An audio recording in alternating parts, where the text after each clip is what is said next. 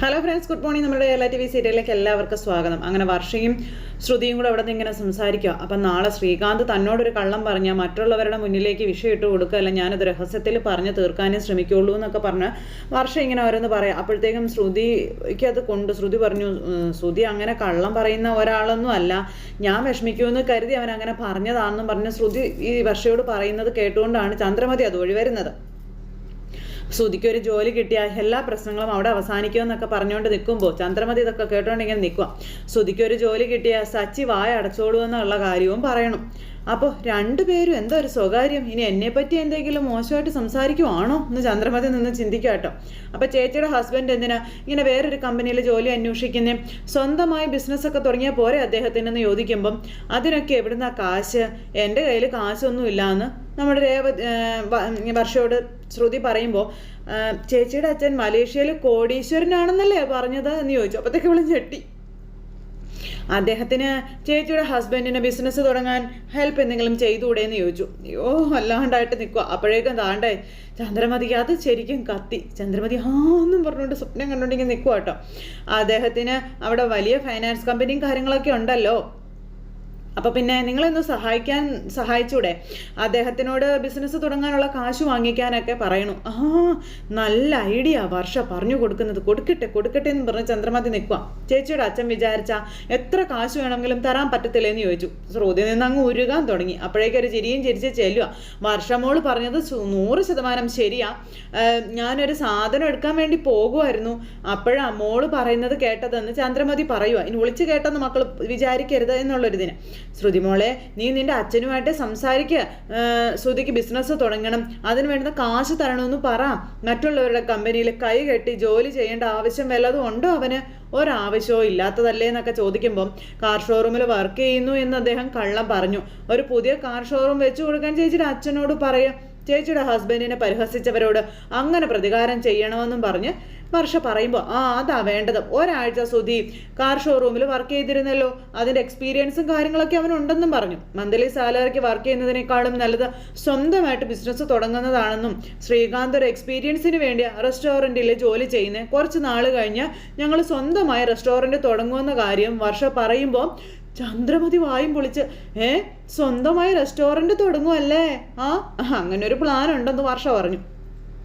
സ്വന്തമായിട്ടൊരു dubbing studio കൂടി start ചെയ്യണമെന്നൊരു ആഗ്രഹം ഉണ്ടെന്നൊക്കെ വർഷ പറയുമ്പോൾ ആണോ മോളെ, ആണോ, ഉശ്ശോ എൻ്റെ ദൈവമേ എന്നും പറഞ്ഞു. ശ്രുതി മോളെ, വർഷ പറഞ്ഞത് നീ കേട്ടില്ലേ, സ്വന്തമായി ബിസിനസ് തുടങ്ങുന്നത് തന്നെ നല്ലത്, നിങ്ങൾ 4 പേരും ഉയർന്ന നിലയിലെത്തണമെന്ന് എൻ്റെ ആഗ്രഹം. സച്ചിയും രേവതിയെയും നിങ്ങൾ നോക്ക്, സച്ചി വെറും ഒരു കാർ ഡ്രൈവർ, രേവതിയോ പൂക്കടയിൽ, ഇതിൽ നിന്നൊക്കെ എന്ത് കിട്ടാനാ, ഇരുന്നെടുത്ത് തന്നെ ഇരിക്കും, നിങ്ങൾ വലിയ നിലയിലാകും. അപ്പോൾ ആൻറ്റിക്ക് വിവരമില്ലാത്തത് കൊണ്ട് എങ്ങനെയൊക്കെ പറയുന്നതെന്ന് വർഷ അന്നേരം പറഞ്ഞു. ഏറെ സാധ്യതയുള്ള ഒരു ബിസിനസ്സാണ് ഫ്ലവർ ബിസിനസ്, കുറേ ബ്രാഞ്ചസ് തുടങ്ങിയാൽ അവരും വലിയ നിലയിലെത്തും, അതിനുള്ള കഴിവ് രേവതി ചേച്ചിക്ക് ഉണ്ടെന്ന് വർഷ പറയുമ്പോൾ നമുക്ക് നമ്മുടെ കാര്യം പറയാം മക്കളെ. മോളെ ശ്രുതി, നീ നിന്റെ അച്ഛനോട് സംസാരിച്ച് പെട്ടെന്ന് തന്നെ ശ്രുതിക്ക് ബിസിനസ് തുടങ്ങാനുള്ള ഏർപ്പാടുകൾ ചെയ്യുക. പാവം, എത്ര നാളെന്ന് വെച്ചാൽ അവനിങ്ങനെ ജോലിയില്ലാണ്ട് നടക്കുന്നതെന്നൊക്കെ ചോദിക്കുമ്പോൾ ആൻറ്റി, ശ്രുതി കുറച്ച് നാൾ ഏതെങ്കിലും ഒരു കമ്പനിയിൽ വർക്ക് ചെയ്യട്ടെ, വർക്ക് ചെയ്ത് എക്സ്പീരിയൻസ് ഉണ്ടായതിനു ശേഷം സ്വന്തമായി ബിസിനസ് തുടങ്ങുന്നതാണ് നല്ലതെന്ന് ശ്രുതിയുടെ ഭാഗ്യ ഒരു ഡയലോഗ്. അങ്ങനെയാകുമ്പോൾ ശ്രുതിക്ക് കോൺഫിഡൻസ് കൂടുകയും ചെയ്യും. അവനിപ്പോൾ കോൺഫിഡൻസിന് കുറവൊന്നും ഇല്ല മോളെ, അത് നീ മനസ്സിലാക്കുന്ന ശ്രുതിയോട് പറയുമ്പം എൻ്റെ അച്ഛൻ്റെ മുന്നിൽ അത് പ്രൂവ് ചെയ്യണമെങ്കിൽ കുറച്ച് നാൾ ശ്രുതി മറ്റൊരു കമ്പനിയിൽ ജോലി ചെയ്തേ പറ്റുള്ളൂ ആൻറ്റി, അതിനുശേഷം ബിസിനസ്സിനെ പറ്റിയൊക്കെ ആലോചിക്കാമെന്ന് ശ്രുതിയെ പറ്റി പറയുക ശ്രുതി. അതും പറഞ്ഞ് ശ്രുതി അവിടെ നിന്ന് അങ്ങോട്ടേക്ക് പോയി. ശ്രുതി അങ്ങ് പോയി കഴിഞ്ഞപ്പോഴത്തേക്കും വർഷയുടെ അരികിൽ ഇങ്ങനെ നിന്ന് സങ്കടത്തോടെ നിൽക്കുക ചന്ദ്രമതി. വർഷ ഇതൊന്നും കണ്ടില്ല, ചിരിച്ചുകൊണ്ട് ഇങ്ങനെ നിൽക്കുന്നു. പെട്ടെന്ന് തന്നെ ശ്രുതിമോൾ ഓടി മുറിയിൽ കയറി വാതിലടച്ചു, കുറ്റിയിട്ടു. ഇനിയിപ്പോൾ എന്ത് ചെയ്യും എന്ന് വിചാരിച്ചുകൊണ്ട് നിൽക്കുക. ശ്രുതിക്ക് ജോലി കിട്ടിയില്ലെങ്കിൽ വിഷമത്തിലാവുന്നതാകെ ഞാനായിരിക്കും, ജോലി കിട്ടിയാൽ ബിസിനസ് തുടങ്ങാൻ ആൻറ്റി നിർബന്ധമൊന്നും പിടിക്കത്തില്ല, ഇനിയിപ്പോൾ എന്ത് ചെയ്യും എന്നൊക്കെ ആലോചിച്ചുകൊണ്ട് ഇങ്ങനെ പെട്ടെന്ന് ഫോൺ എടുത്തിട്ട് ഫോണിൽ ആരോ വിളിക്കുക. അപ്പോൾ ശ്രുതി ഒന്ന് വിളിച്ച് ചോദിക്കാമെന്ന് വിചാരിച്ചിട്ടാണ് ഫോൺ എടുത്തത്. എന്തായി ശ്രുതി, ജോലിയുടെ കാര്യം എന്തായെന്ന് ചോദിച്ചു. ഇൻ്റർവ്യൂ ഒക്കെ എങ്ങനെ ഉണ്ടായിരുന്നു, ജോലി കിട്ടിയോ എന്നൊക്കെ ചോദിച്ചു കേട്ടോ. ശ്രുതി പെരുവഴിയിലൂടെ തെക്ക് വടക്ക് നോക്കി നടക്കുക. ജോലി കിട്ടിയിരുന്നെങ്കിൽ ഞാൻ നിന്നെ അങ്ങോട്ട് വിളിച്ച് പറയുമായിരുന്നില്ലേ എന്ന് ശ്രുതി ചോദിക്കുക. അന്നേരം 3-4 കമ്പനിയിൽ കയറി ഇറങ്ങിയെന്നും ക്വാളിഫിക്കേഷൻ ഉണ്ടായിരുന്നിട്ടും അവരാരും എനിക്ക് ജോലി തന്നില്ല എന്ന് പറഞ്ഞു. അത് കേട്ടപ്പം അതെ സുധി, എൻ്റെ ഒരു ക്ലയൻറ്റിൻ്റെ കമ്പനിയിൽ സുധി മുൻപ് വർക്ക് ചെയ്തിരുന്നില്ലേ, ഞാൻ വിളിച്ചു പറയാം, സുധി മേഡത്തിനെ ചെന്നൊന്ന് കാണ്, മേഡത്തിൻ്റെ കമ്പനിയിൽ സുധിക്ക് ജോലി തരും ഉറപ്പാ എന്നൊക്കെ ശ്രുതി ഇങ്ങനെ പറയുമ്പോൾ സുധി ഞാൻ അവരെയൊക്കെ ചെന്ന് കണ്ടതാണെന്ന് പറഞ്ഞു. അന്നേരം എന്നിട്ടോ അവരെന്താ പറഞ്ഞേ? അത് പിന്നെ മേഡം എന്നെ ഇൻസൾട്ട് ചെയ്ത് ഓഫീസിൽ നിന്ന് ഇറക്കി വിടുകയാണ് ചെയ്തതെന്ന് പറഞ്ഞു. അവസാന പിടിവെള്ളിയും പോയി. ശ്രുതി ഇങ്ങനെയൊക്കെ വട്ടം കറങ്ങി നിൽക്കുക, ഇനിയിപ്പോൾ എന്ത് ചെയ്യും ശ്രുതി എന്നും ചോദിച്ചു. അപ്പം നീ ഇങ്ങനെ ടെൻഷൻ ആവാതെ ഞാൻ എങ്ങനെയെങ്കിലും ജോലി സംഘടിപ്പിക്കാമെന്നും ഈ സിറ്റിയിൽ തന്നെ കുറേ കമ്പനികളുണ്ടല്ലോ, എന്തായാലും ഞാനൊന്ന് അന്വേഷിക്കട്ടെ എന്ന് പറഞ്ഞു. അപ്പോൾ എവിടെയാണെങ്കിലും വേണ്ടില്ല, ശ്രുതി എത്രയും പെട്ടെന്ന് ഒരു ജോലിക്ക് കയറിയേ പറ്റുള്ളെന്നും ശ്രുതി ഒന്ന് അന്വേഷിക്കാനും ശ്രുതി പറഞ്ഞു കൊടുക്കുക. അപ്പോൾ ശരി ശ്രുതി ഞാൻ നോക്കാമെന്നും പറഞ്ഞുകൊണ്ട് ഫോൺ അങ്ങ് കട്ട് ചെയ്തു. അത് കഴിഞ്ഞിട്ട് ശ്രുതി ഇങ്ങനെ അവിടെ നിന്ന് തീ തിന്നുന്നു, ഇവിടെ നിന്ന് ശ്രുതി തീ തിന്നുന്നു. ഇത് കഴിഞ്ഞതിന് ശേഷം പിന്നെ നമ്മുടെ രേവതി അടുക്കളയിൽ ജോലി ചെയ്തുകൊണ്ടിരിക്കുന്ന സമയത്ത് ശ്രുതി അതുവഴി വരിക. പെട്ടെന്നാണ് നമ്മുടെ ശ്രീകാന്തും വർഷയും കൂടെ അങ്ങോട്ടേക്ക് വരുന്നത്. ഏട്ടൻ വിളിച്ചായിരുന്നോ, ശ്രുതിയേട്ടന് ജോലി കിട്ടുമെന്ന് ചോദിച്ചു. അപ്പോൾ ഇത്രയും നാളും കിട്ടാത്ത ജോലി ഇന്നൊരു ദിവസം കൊണ്ട് എങ്ങനെ ശരിയാകാനാണെന്ന് വർഷ അന്നേരം ചോദിച്ചു. അവിടെ നിന്ന് ഇന്ന് എക്സ്ട്രാ ഡിഗ്രി വല്ലതും കിട്ടിയിട്ടുണ്ടോ എന്നൊക്കെ ഇങ്ങനെ ചോദിക്കുക. അപ്പോൾ ഇതൊക്കെ രേവതി അടുക്കളയിൽ നിന്ന് കേൾക്കുന്നുണ്ടേ. ശ്രുതിയാണൊന്നും മിണ്ടാതെ ഇങ്ങനെ നിൽക്കുമ്പോൾ വർഷ നീ ചുമ്മാതിരിക്കാൻ പറഞ്ഞു ശ്രീകാന്ത്. ഏട്ടത്തി വിഷമിക്കാതിരിക്കുക, ഏട്ടന് ഉറപ്പായിട്ടും ജോലി കിട്ടുമെന്ന കാര്യം ഇങ്ങനെ പറയുമ്പോൾ അദ്ദേഹത്തിന് ഇഷ്ടപ്പെട്ട ജോലി അതെന്താണെന്ന് വെച്ചാൽ അദ്ദേഹം തേടി കണ്ടുപിടിക്കട്ടെ, അതിനുള്ള സാവകാശം കൊടുക്കല്ലേ വേണ്ടതെന്ന് ചോദിച്ചു വർഷ. അപ്പം നീ പറഞ്ഞത് ശരിയാ വർഷേ, പക്ഷേ കാത്തിരിക്കാൻ കഴിയത്തില്ല എന്ന് ഇങ്ങനെ പറയുക. ഈ വീട്ടിലെ സിറ്റുവേഷനും കാര്യങ്ങളും അങ്ങനെയാണെന്നും ജോലി ഇല്ല എന്നുള്ളത് കൊണ്ട് ശ്രുതി ദിവസവും കുത്തുവാക്കുകളും കാര്യങ്ങളും കേൾക്കേണ്ടി വരുമെന്ന കാര്യമൊക്കെ പറഞ്ഞ് ഞാനും ശ്രുതിയും പരിഹസിക്കപ്പെടുമെന്നും പറഞ്ഞ് അപമാനിക്കപ്പെടുമെന്നൊക്കെ പറഞ്ഞു. അപ്പോൾ രേവതി ചേച്ചിയുടെ ഹസ്ബൻഡ് അതും ഇതൊക്കെ പറയുമല്ലേ, നിങ്ങളിങ്ങനെ വെറുതെ അതൊക്കെ കെയർ ചെയ്യുന്നേ, ജോലിക്ക് പോകുന്നതും പോകാത്തതും ഒക്കെ നിങ്ങളുടെ പേഴ്സണൽ വിഷയമല്ലേ, അവരെന്തിനാ അതിനെ ക്രിട്ടിസൈസ് ചെയ്യണം, അതിൻ്റെ ആവശ്യമൊന്നും ഇല്ലല്ലോ എന്ന് വർഷ. അപ്പോൾ അവൻ്റെ ജോലി അവൻ മര്യാദയ്ക്ക് ചെയ്യത്തില്ല, മറ്റുള്ളവരുടെ ലൈഫിൽ എന്താണ് നടക്കുന്നത് എന്ന് ഒളിഞ്ഞു നോക്കല അവൻ്റെ പണിയെന്നും പറഞ്ഞുകൊണ്ട് ഇവരിങ്ങനെ പറയുന്നത് കേട്ടപ്പോൾ രേവതിക്ക് ദഹിച്ചില്ല. രേവതി അടുക്കളയിൽ പണിതുകൊണ്ടിരുന്ന സാധനം അവിടെ വെച്ചിട്ട് ഇങ്ങ് വന്നു. സച്ചേട്ടൻ ഇവിടെ ഇല്ലാന്നും കരുതി എന്തും പറയാമെന്നാണോ? ധൈര്യം ഉണ്ടെങ്കിൽ സച്ചേട്ടൻ ഇവിടെ ഉള്ളപ്പോൾ പറയാൻ പറഞ്ഞു രേവതി. അവനുള്ളപ്പോൾ പറഞ്ഞാൽ എന്താ, അവനെ പേടിക്കാനെന്താ, അവൻ വല്ല പ്രേതോ പിശാചുമാണോ, ആരെക്കുറിച്ചും പറയാൻ എനിക്ക് ഒരു താല്പര്യം ഇല്ലെന്നും പറഞ്ഞ് അവൻ വെറുതെ ഞങ്ങളുടെ ലൈഫിൽ കയറി തലയിട്ട് പ്രശ്നങ്ങൾ ഉണ്ടാക്കുകയാണെന്നും പറഞ്ഞ് നമ്മുടെ ശ്രുതി ഇങ്ങനെ പറയുമ്പോൾ ശ്രീകാന്ത് നിനക്കറിയില്ല നിന്റെ ഏട്ടനെ, ആവശ്യമില്ലാതെ അദ്ദേഹം ഒരാളുടെ ലൈഫിലും പ്രശ്നം ഉണ്ടാക്കാറില്ല, കൺമുന്നിൽ തെറ്റ് നടക്കുന്നത് കണ്ടോ അദ്ദേഹം പറയും, അതൊരു കുറ്റമായിട്ട് എനിക്ക് തോന്നുന്നില്ല എന്ന് രേവതി പറയുമ്പോൾ അതൊക്കെ ഏട്ടത്തി പറയുന്നത് ശരിയാ, എന്നാലും ചില പ്രശ്നങ്ങളുണ്ട്, സച്ചേട്ടൻ ചെറിയ പ്രശ്നങ്ങൾ വലിയ പ്രശ്നങ്ങളാക്കുമെന്ന് ശ്രീകാന്ത് പറഞ്ഞു. അപ്പോൾ രേവതി ചേച്ചി അദ്ദേഹത്തെ പൂർണ്ണമായും ന്യായീകരിക്കാൻ പറ്റത്തില്ല, അദ്ദേഹത്തിൻ്റെ ഭാഗത്തും തെറ്റുകളുണ്ടെന്ന് വർഷ പറഞ്ഞു. അപ്പോൾ രേവതി ചോദിച്ചു എന്ത് തെറ്റ്, സച്ചേട്ടൻ എന്ത് തെറ്റാ ചെയ്തത്? കള്ളത്തരം കാണിച്ച അദ്ദേഹം ആരെയും ഇന്ന് വരെ ചതിച്ചിട്ടില്ല എന്ന് നമ്മുടെ രേവതി പറയും. ഇവളൊന്നും ഞെട്ടി.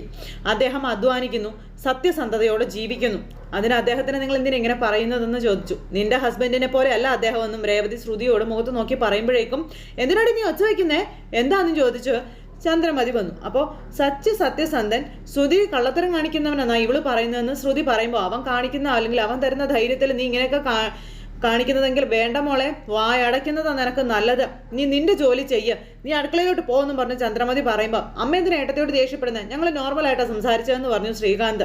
അപ്പം നിനക്ക് ഇവളെ ശരിക്കും മനസ്സിലായിട്ടില്ല ശ്രീകാന്തേ, പാവത്തെ പോലെ ഒന്നും അറിയാത്ത ഭാവത്തിൽ ഇവള് നിൽക്കും. സച്ചി വന്നു കഴിഞ്ഞാൽ നമ്മൾ പറയുന്നതൊക്കെ അവനോട് പറഞ്ഞ് അവനെ നമുക്കെതിരെ തിരിച്ചുവിടും. നിങ്ങൾക്കൊന്നും വേറെ പണിയില്ലേ, എന്തിനാ വെറുതെ ഇവളോട് സംസാരിക്കാനൊക്കെ നിൽക്കുന്നത്, നിങ്ങൾ ചെല്ലെന്നും പറഞ്ഞിങ്ങനെ ചന്ദ്രമതി പോകുമ്പോൾ വട്ടം കയറി അങ്ങ് നിന്നില്ലേ ചന്ദ്രമതിയുടെ നേരെ നമ്മുടെ രേവതി. എനിക്കേ അത്ര സ്വഭാവമൊന്നും ഇല്ല, സച്ചേട്ടനെ പറ്റി ഇവർ വേണ്ടാത്തത് സംസാരിച്ചപ്പോൾ സംസാരിക്കണ്ട എന്ന് പറഞ്ഞു, അത്രേ ഉള്ളൂ എന്ന് രേവതി പറയുന്നു. അവനെ പറ്റി പറഞ്ഞു നിനക്ക് എന്താടി, നിനക്ക് എന്താന്ന് ചോദിക്കുമ്പം സച്ചേട്ടൻ ഇവിടെ ഉള്ളപ്പോൾ അതാണ് മാന്യത എന്ന് പറഞ്ഞു. ഞങ്ങൾ എങ്ങനെ എപ്പോൾ സംസാരിക്കണമെന്ന് നീയാണ് തീരുമാനിക്കുന്നതെന്ന് ചന്ദ്രമതി അന്നേരം രേവതിയോട് ചോദിക്കുമ്പോൾ ആൻറ്റി എന്തിനാ ചുമ്മാ രേവതി ചേച്ചി വഴക്ക് പറഞ്ഞു, ഞങ്ങൾ ക്യാഷ്വലായിട്ടാണ് സംസാരിച്ചതെന്ന് വർഷേ നിങ്ങൾ സാധാരണ രീതിയിലായിരിക്കും സംസാരിച്ചത്, പക്ഷെ ഇവള് വേറെ അർത്ഥത്തിലാണ് സംസാരിക്കുന്നത്, നിനക്ക് ഇവളെ പറ്റി ശരിക്കും അറിയാത്തത് കൊണ്ടാണ് മോളെ എന്നും പറഞ്ഞ് ചന്ദ്രമതി ഇങ്ങനെ പറയുമ്പോൾ ജോലി കിട്ടിയെന്നുള്ള സന്തോഷ വാർത്തയായിട്ടായിരിക്കും ശ്രുതി ഇങ്ങോട്ടേക്ക് വരിക. അപ്പം ഇവരൊക്കെ വായ അടച്ചോളൂ എന്ന് ശ്രുതി. അപ്പം അവന് ഉറപ്പായിട്ടും ജോലി കിട്ടും. എത്ര ഡിഗ്രി ഉണ്ടെന്നോ അവന്, നിങ്ങൾക്ക് അറിയാഞ്ഞിട്ടാ, ഭയങ്കര കഴിവാ അവന്, കണ്ടോ എന്നും പറഞ്ഞ് ചന്ദ്രമതി ഇവരോട് പറയണം. അവൻ ഉയർന്ന നിലയിലും എത്തും, വലിയ മുതലാളിയാകും. രാവിലെ ഇവളുടെ കെട്ടിയൻ സുധിയോട് പറഞ്ഞിരുന്നല്ലോ വേറെ ജോലി കിട്ടിയില്ലെങ്കിൽ ഡ്രൈവർ ജോലിക്ക് വന്നോളാൻ, ആ നിലയിലേക്ക് എൻ്റെ മോൻ എന്തായാലും താഴില്ലെന്നും പറഞ്ഞ് ഇവർ പറയുന്നത് കേട്ടുകൊണ്ടാണ് രവിയേട്ടനും സച്ചിയും കൂടെ കയറി വരുന്നത്. സ്വന്തം ഭാര്യ ഭർത്താവിൻ്റെ മുന്നിൽ നല്ലവളായി ചമഞ്ഞു നിന്നിട്ട് രവിയേട്ടൻ മാറിക്കഴിഞ്ഞപ്പോൾ വിഷം തുപ്പുന്ന ചന്ദ്രമതിയുടെ യഥാർത്ഥ സ്വരൂപം കണ്ണിന് നേർക്കെ കണ്ട് നിൽക്കുകയാണ് രവിയേട്ടൻ. സച്ചി ഇതൊക്കെ കണ്ട് കലു കയറി ഇങ്ങനെ നിൽക്കുവാട്ടോ. തട്ടിക്കേറി പോവാണ് ചന്ദ്രമതി. നിന്റെ കെട്ടിയനെ പോലെ കാർ ഓടിക്കേണ്ട ഗതികേട് സുധിക്ക് എന്തായാലും വന്നിട്ടില്ല, ഡ്രൈവർ ജോലി ചെയ്യുന്ന അത്ര, ഡ്രൈവർ ജോലി എന്നും പറഞ്ഞുകൊണ്ട് കളിയാക്കുക. അപ്പോൾ ആൻറ്റി, സുധിക്ക് നല്ല ടാലൻ്റ് ഉണ്ട്. സുധി പതിയെ പതിയെ മുന്നേറി വലിയ ബിസിനസ്സുകാരനായിക്കോളും. ഡ്രൈവർ ജോലി ചെയ്യുന്നവനെ ജീവിതകാലം മുഴുവനും ഡ്രൈവർ ആയിരിക്കും എന്നൊക്കെ പറഞ്ഞ് ശ്രുതി ഇങ്ങനെ പറയാം. ജീവിതത്തിൽ ഒന്നും അവന് മിച്ചം കാണില്ല, വയസ്സായാലേ മേൽപോട്ട് നോക്കിയിരിക്കേണ്ടി വരുമെന്ന് ശ്രുതി പറയണു. ഇതൊക്കെ രവിയേട്ടൻ കേൾക്കുമ്പോൾ കറക്റ്റാ പറഞ്ഞത്. സച്ചിയുടെ അച്ഛനും ഡ്രൈവർ ആയിരുന്നല്ലോ, ഡ്രൈവറായി ജീവിച്ചു, ഡ്രൈവറായി റിട്ടയർഡും ചെയ്തെന്നും പറഞ്ഞ് ചന്ദ്രമതി. ഇത് കേട്ടപ്പോൾ സച്ചിക്ക് ദഹിച്ചില്ല. സച്ചി അങ്ങോട്ടൊക്കെ ചെന്നില്ലേ. ഇതൊക്കെ കേട്ട് അന്തം വിട്ട് നിൽക്കുക രവിയേട്ടൻ. അതെ, ഡ്രൈവർക്ക് ഡ്രൈവറായിട്ടല്ലേ റിട്ടയർ ചെയ്യാൻ പറ്റൂ, അല്ലാതെ ഹെഡ് മാസ്റ്ററായിട്ട് റിട്ടയർ ചെയ്യാൻ പറ്റുമോ എന്ന് ചോദിച്ചുകൊണ്ട് നമ്മുടെ സച്ചി അങ്ങോട്ടേക്ക് ചെന്നു. അപ്പോഴാണ് ചന്ദ്രമതി എന്ന് പറയുന്ന മുതൽ നമ്മുടെ രവിയേട്ടനെ കാണുന്നത്. അവൾ നിന്നെടുത്ത് നിന്ന് ഉരുക്കി തീരുവാണ്. കാരണം വിഷം തുപ്പുന്നത് മുഴുവൻ കെട്ടിയാൻ കേട്ടല്ലോ, അതിൻ്റെ ബുദ്ധിമുട്ട്. അപ്പോൾ രവിയേട്ടൻ അങ്ങോട്ടേക്ക് കയറി ചെല്ലുക കേട്ടോ. സച്ചിയാണെങ്കിലോ ഭയങ്കര ദേഷ്യത്തിലാണ്. ഭയങ്കര ദേഷ്യം എന്ന് പറഞ്ഞാൽ ഭയങ്കര ദേഷ്യം. കേട്ടല്ലോ അച്ഛാ, അച്ഛനില്ലാത്തപ്പോൾ അച്ഛനെ പറ്റി പറയുന്നത് അച്ഛൻ കേട്ടില്ലേന്ന് ചോദിച്ചു സച്ചി. എന്നിട്ട് നേരെ തളയുടെ മുന്നിലേക്ക് അങ്ങ് ചെന്നിട്ട്, ഇപ്പം നിങ്ങൾക്ക് ഡ്രൈവർ ജോലിയോട് പുച്ഛമല്ലേ? ഡ്രൈവർ ആയതുകൊണ്ട് സ്വന്തം ഭർത്താവിനെയും പുച്ഛത്തോടെയാണ് നിങ്ങൾ കാണുന്നത്? കൊള്ളാം. ഡ്രൈവർ ജോലിക്ക് എന്താ ഒരു കുറവ്? അച്ഛൻ്റെ ആ ജോലി കൊണ്ടല്ലേ ഈ കുടുംബം ഈ നിലയിലെത്തിയത് അല്ലേന്ന് ചോദിച്ചു. അച്ഛൻ സർക്കാരിൻ്റെ ശമ്പളം വാങ്ങിയ ഒരു ഡ്രൈവറാണ്. ഇപ്പം മേലോട്ട് നോക്കിയിരിക്കുന്നല്ല ചെയ്യുന്നത്, പെൻഷന് വാങ്ങിക്കുന്നുണ്ട്. അതിൽ വലിയൊരു പങ്ക് നിങ്ങളല്ലേ വിഴുങ്ങുന്നതെന്ന് ചോദിച്ചു. തലയ്ക്ക് വല്ല മിണ്ടാനുണ്ടോ? ഈ വീടുണ്ടാക്കിയത് അച്ഛനല്ലേ, ഇതെൻ്റെ വീടാ. നിങ്ങൾ അധ്വാനിച്ചുണ്ടാക്കിയതാണോ ഇത്? അല്ലല്ലോ, നിങ്ങളുടെ അച്ഛൻ 2 പേരുടെയും പേരിൽ എഴുതിയ വീടായത്. ഇതിന്ന് ഈ കാണുന്ന നിലയിലാക്കിയത് എൻ്റെ അച്ഛനാ. അതിന് കുറേ കാശ് ലോൺ എടുക്കുകയും ചെയ്തിരുന്നു. ഈ നിൽക്കുന്ന ഡ്രൈവറാണ് അത് അടച്ചു തീർത്തത്. ഓട്ടക്കാരൻ സുധി ഒരു ഉപകാരം ഇല്ലെങ്കിലും 5-6 ഡിഗ്രി എടുത്തല്ലോ ഇല്ലേ? അവനെ പഠിപ്പിച്ചതാരാ? ഈ നിൽക്കുന്ന ഡ്രൈവർ തന്നെയല്ലേ എന്ന് ചോദിച്ചു. അപ്പോൾ ശ്രുതിയുടെ മോന്ത വലിഞ്ഞു കയറിയിരിക്കുക. കാശ് എത്ര ചിലവായിട്ടുണ്ടെന്ന് നിങ്ങൾക്കറിയാവല്ലോ. ദേ നിൽക്കുന്ന ഇവൻ ഡ്രൈവർ ജോലി ചെയ്തിട്ടല്ലേ ഇവനെ പഠിപ്പിച്ചത് അല്ലേ? അതിനും ചന്ദ്രമതിക്കൊന്നും പറയാനില്ല. അപ്പം വിടടാന്ന് അച്ഛൻ. കുടുംബത്തിന് വേണ്ടി ചിലവാക്കിയതിൻ്റെ കണക്കൊന്നും വിളിച്ചു പറയരുതെന്ന് പറയുമ്പോൾ ഇവർ പറഞ്ഞു പറയിക്കുന്നതല്ലേ അച്ഛാന്ന് ചോദിച്ചേ. നീ ഇങ്ങനെ ദേഷ്യപ്പെടാനും മാത്രം ഞാനൊന്നും പറഞ്ഞിട്ടില്ല എന്ന് ചന്ദ്രമതി പറയുമ്പോൾ, എൻ്റെ അച്ഛൻ ഡ്രൈവറാ, ഞാനും ഡ്രൈവറാ, ഞങ്ങൾ ചെയ്യുന്ന തൊഴിലിനെ പറ്റി നിങ്ങൾ തരം താഴ്ത്തി സംസാരിച്ചില്ലെന്ന് ചോദിച്ചപ്പോൾ, ഓ ഒരു വലിയ ജോലി വന്നിരിക്കുന്നു. പറയുന്നത് കേട്ടാൽ തോന്നും 10 വർഷം പഠിച്ച ഡിഗ്രി എടുത്താലേ ഡ്രൈവർ ജോലി ചെയ്യാൻ പറ്റുള്ളൂന്ന്. 4 ദിവസം വണ്ടി ഓടിച്ച് പഠിച്ചാലേ ആർക്കും ആ ജോലി ചെയ്യാവുന്ന കാര്യവും ഇങ്ങനെ പറയുവാട്ടോ. അപ്പം അങ്ങനെയൊന്നും അത് ചെയ്യാൻ പറ്റത്തില്ല. ഡ്രൈവർ ജോലി മോശം ജോലിയൊന്നും അല്ല. ഡ്രൈവർ ജോലി ചെയ്ത് വലിയ നിലയിലെത്തിയ ആൾക്കാരെയൊന്നും അമ്മയ്ക്ക് അറിയില്ലേന്ന് ചോദിച്ചു രേവതി. എപ്പോൾ നോക്കിയാലും ഡ്രൈവർ ഡ്രൈവർ എന്നും പറഞ്ഞ് എന്തിനാ സച്ചേട്ടനെ അമ്മ ഇങ്ങനെ ഇടിച്ചു താഴ്ത്തി സംസാരിക്കുന്നത്? അപ്പോൾ അത് കേട്ടപ്പോൾ രേവതി, നിന്റെ ഭർത്താവിനെ മാത്രമല്ല അവരുടെ ഭർത്താവിനെയും ഇടിച്ചു താഴ്ത്തിയല്ലേ ഇവർ സംസാരിക്കുന്നത്, നീ അത് കേൾക്കുന്നില്ലേന്ന് ചോദിച്ചു. ചന്ദ്രമതിക്ക് ഒന്നും മിണ്ടാനില്ല. മിണ്ടാട്ടം മുട്ടി അവിടെ നിൽക്കുക. അവരേത് ജോലിയാണോ പരിഹസിക്കുന്നത് ആ ജോലി ചെയ്ത് കൊണ്ടുവന്നാണ് ഈ സമയം വരെ ഇവർ വെട്ടി വിഴുങ്ങിക്കൊണ്ടിരുന്നത്.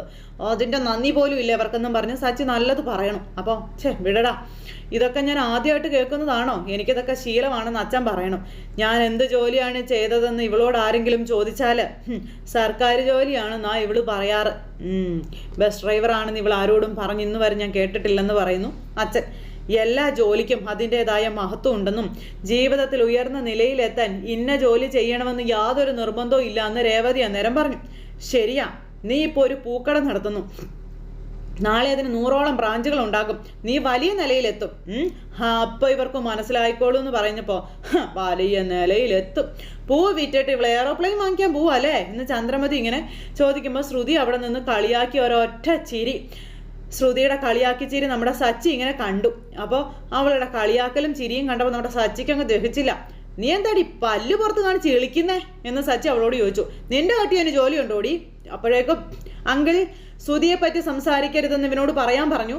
ശ്രുതി, നമ്മളെ പറ്റി പറയാം അല്ലേ? നമ്മളെ പറ്റി സംസാരിക്കുന്നത് കേട്ട് നിനക്ക് കുണുകുണുന്ന് ചിരിക്കാം അല്ലേടി? അപ്പോഴത്തേക്ക് ശ്രുതി ഇങ്ങനെ നോക്കുക. ചന്ദ്രമതി ഒന്നും വേണ്ടാതെ നിൽക്കുമ്പോൾ അവനെ പറ്റി 1000 തവണ ഞാൻ പറയും, ഇത്രയൊക്കെ പഠിപ്പിച്ചിട്ട് അലഞ്ഞു തിരിഞ്ഞ് നടക്കുന്നവൻ, വീടിന് ഗുണമില്ലാത്തവനെന്നൊക്കെ സച്ചി ഇങ്ങനെ പറയുമ്പോൾ സുധി ഇപ്പം വരും, ജോലി കിട്ടി എന്നുള്ളൊരു സന്തോഷ വാർത്തയായിട്ട്. സുധിയെ പരിഹസിച്ച നിന്റെ നാക്കും മുഖവും എവിടെ ഉണ്ടാകും നമുക്ക് നോക്കാമെന്ന് ശ്രുതി പറയുമ്പം നാക്കേ വായ്ക്കകത്തുണ്ടാകും, മുഖവേ കഴുത്തിന് മുകളിലുണ്ടാകും, അല്ലാതെ അതെങ്ങും പോകില്ല എന്നും പറഞ്ഞ് സച്ചി ദേഷ്യപ്പെടുമ്പോൾ സച്ചി മതിയടാ മതി, കുറച്ച് സമയമായില്ലേ എല്ലാവരും ഏറ്റുമുട്ടാൻ തുടങ്ങിയിട്ട്, ഇനിയിപ്പോൾ എല്ലാവരും അകത്തേക്ക് ചെല്ലാൻ പറഞ്ഞ് എല്ലാവരെയും പിരിച്ചു വിടുക. സച്ചി ഓരോരുത്തർ പറയുമ്പോൾ സച്ചി അതിന് പ്രതികരിക്കുമ്പോൾ സച്ചി അധിക പ്രസംഗിയും കാര്യങ്ങൾ വലിയ വഷളാക്കുന്നവനാണെന്ന് രവിയേട്ടൻ പറയും. ഇപ്പം സച്ചിയെ പരസ്യമായി അയാളുടെ മുന്നിലിട്ട് തന്നെ ഇങ്ങനെ ഈ ശ്രുതിയും തള്ളയും കൂടെ അപമാനിച്ചപ്പോഴും എല്ലാം സമാധാനത്തിൻ്റെ ഇതിൽ പോകാനാണ് രവിയേട്ടൻ പറയുന്നത്. അങ്ങനെ അതും പറഞ്ഞ് എല്ലാവരെയും പിരിച്ചു വിട്ടു. എന്നിട്ട് ചന്ദ്രമതി ഇങ്ങനെ ആലോചിച്ച് അവിടെ നിൽക്കുക. തൊട്ടടുത്ത നിമിഷം തന്നെ ദേ നമ്മുടെ വർഷയുടെ ഫോണിലേക്ക് മഹിമ വിളിക്കുക, നിന്റെ ആൻറ്റിക്ക് ഒന്ന് ഫോൺ കൊടുക്കാൻ പറഞ്ഞു. അപ്പോഴേക്കും ആൻറ്റിക്ക് ഫോൺ കൊണ്ടേ കൊടുത്തു കഴിഞ്ഞു. ആ മഹിമയെ പറയാൻ പറഞ്ഞു, ചന്ദ്രേ ഞാൻ നാളെ നിങ്ങളുടെ വീട്ടിലോട്ട് വരട്ടെ എന്ന് ചോദിച്ചു. മഹിമ എന്ത് ഇങ്ങനെയൊക്കെ ചോദിക്കുന്നേ? ഏത് സമയം വേണമെങ്കിലും മഹിമയ്ക്ക് ഇങ്ങോട്ടേക്ക് കയറി വരത്തില്ലേന്ന് ചോദിച്ചു. അല്ല, പൊങ്കലിന് മുന്നേ തട്ടുവെക്കുന്ന ഒരു ചടങ്ങുണ്ടല്ലോ, നാളെ അങ്ങോട്ട് വരാമെന്ന് വിചാരിച്ചാണെന്നൊക്കെ പറഞ്ഞുകൊണ്ട് ഇവർ സംസാരിച്ചിട്ട് ഫോൺ അങ്ങ് കട്ട് ചെയ്തു. അത് കഴിഞ്ഞിട്ട് മഹിമയും ഭർത്താവും കൂടി അവിടെ സംസാരിച്ചുകൊണ്ടിരിക്കുകയാണ്, ഇവർ സ്വത്ത് കണ്ടുകൊണ്ടാണ് വന്നതെന്നുള്ള കാര്യം. അപ്പോൾ ഇതിനൊക്കെ ഞാനൊരു പ്ലാൻ കണ്ടിട്ടുണ്ട്, അതിനുവേണ്ടിയാണ് ഞാനിതൊക്കെ ചെയ്യുന്നതെന്നൊക്കെ പറഞ്ഞുകൊണ്ട് മഹിമ ഇങ്ങനെ പറയുക. അങ്ങനെ മഹിമ പറഞ്ഞുകൊണ്ടിരുന്നിട്ട് പോയി. അത് കഴിഞ്ഞപ്പോഴത്തേക്കും ജോലിയും കൂലിയില്ലാത്ത സുധിമോൻ ഓടി വീട്ടിലേക്ക് വരുമ്പോൾ അമ്മ പറഞ്ഞില്ലുവാണ് മോന് ജോലി കിട്ടിയെന്ന് അറിയാൻ. എന്താണ് മോനെന്ന് ചോദിച്ച്, ജോലി കിട്ടിയോടാന്ന് ചോദിച്ചപ്പോൾ മകനൊന്നും മിണ്ടാതെ ഫയലൊക്കെ അവിടെ കൊണ്ട് എറിഞ്ഞിട്ടിട്ട് അവിടെ ഇരിക്കുക. അപ്പോൾ ജോലി കിട്ടിയില്ല അല്ലേ എന്ന് ചന്ദ്രമതി മോനോട് ചോദിക്കുമ്പോൾ ആഹാ മോൻ. അപ്പോൾ അമ്മയ്ക്ക് ഭയങ്കര വിഷമം, നീ സങ്കടപ്പെടേണ്ട, ജോലി കിട്ടും, നീ ഇരിക്കുക, ഞാൻ കുടിക്കാൻ വെള്ളം എടുത്തിട്ട് വരാമെന്ന് പറഞ്ഞുകൊണ്ട് ചന്ദ്രമതി വെള്ളം എടുക്കാൻ പോയപ്പോഴത്തേക്കും ശ്രുതി അങ്ങോട്ടേക്ക് വന്നു. എന്താ ജോലി വല്ലതും കിട്ടിയോന്ന് ചോദിച്ചുകൊണ്ടിരിക്കുമ്പോഴത്തേക്കും അമ്മ മോന് വെള്ളമായിട്ട് വന്നു. മോളെ നീ വിഷമിക്കണ്ട, ഇന്നിപ്പോൾ ജോലി കിട്ടിയില്ലെന്ന് കരുതി ആജീവനാന്തകാലം മുഴുവനും വീട്ടിലിരിക്കാനൊന്നും അവൻ പോകുന്നില്ല, ഉറപ്പായിട്ടും ഇവന് ജോലി കിട്ടും ശ്രുതി എന്നും പറഞ്ഞുകൊണ്ടാണ് ചന്ദ്രമതി വരുന്നത്.